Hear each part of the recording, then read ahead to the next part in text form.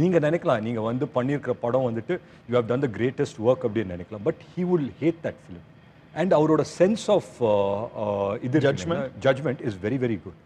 I believe that more than an actor or a director, I think he would have excelled very well.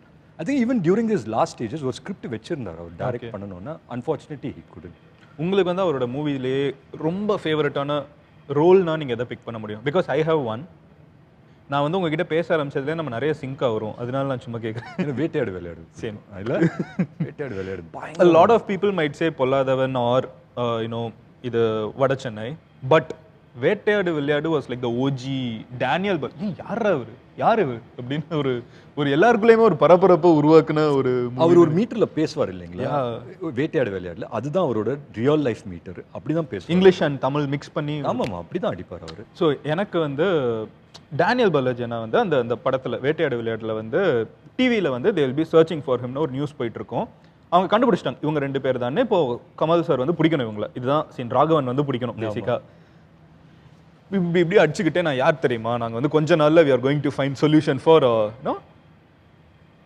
Death இல்லாமல் இருக்கிறதுக்கு என்ன சொல்லுவாங்க, சாகா வரத்துக்கு ஒன்று சொல்லுவாங்களே, immortal. Okay. So yeah solution to become immortal அப்படின்னு சொல்லிட்டே இருப்பாங்க. என்னெல்லாமோ பேசிட்டு இருக்காங்க. அப்புறம் லாங் ஷாட் வரப்போ அங்கே ஒரு விமன் வந்து அங்கே செத்து கிடப்பாங்க, இவர் வெட்டிட்டு இருந்திருப்பாரு.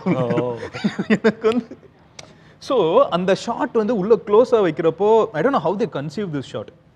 அந்த ஷார்ட் க்ளோஸாக இருக்கிறப்போ வந்து நம்மளுக்கு ஒன்றும் தெரியாது, இவங்க ஏதோ பேசிட்டு இருக்காங்க, ஏதோ தட்டிட்டு இருக்காங்கன்னு தோணும். வெளியே வர்றப்போ it's human body there. And அவர் ஏதோ ஒரு வீட்டுக்குள்ள வந்து திருடிட்டு I don't know what else they have done. But வெளியே அப்படியே ஷார்ட் பேன் ஆகிறப்போ பார்த்தீங்கன்னா அப்படியே பாடிஸாக கிடக்கும் அந்த வீட்டில் இருந்தவங்க எல்லாம்.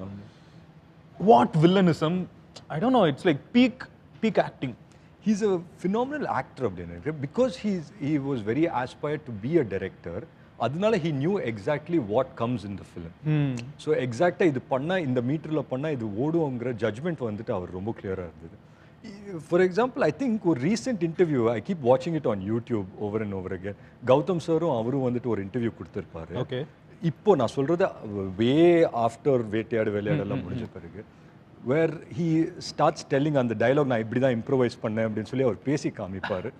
அது வந்து பார்க்கும்போது தான் that's when I understood what kind of an actor. Because அந்த வேட்டையாடு விளையாட வந்து ஆயிருக்கும் இல்லைங்களா 10 years ஆயிருக்கும். இல்லை அதெல்லாம் நம்ம என்ன ஸ்கூல் படிச்சுட்டு இருக்கப்போ வந்தது, அந்த டைமில் வந்தது இல்லைங்களா? யா நான் I was in like what I don't no 5th standard 6th standard I don't no, very young probably. But இப்போவும் அவருக்கு அந்த டைலாக் ஞாபகம் இருக்கு. அப்படியே அடிக்கிறாரு, அதே இமோஷனோட, அதே ஃபீலோட, அதே டோனோட அப்படியே அடிக்கிறாரு அவர்.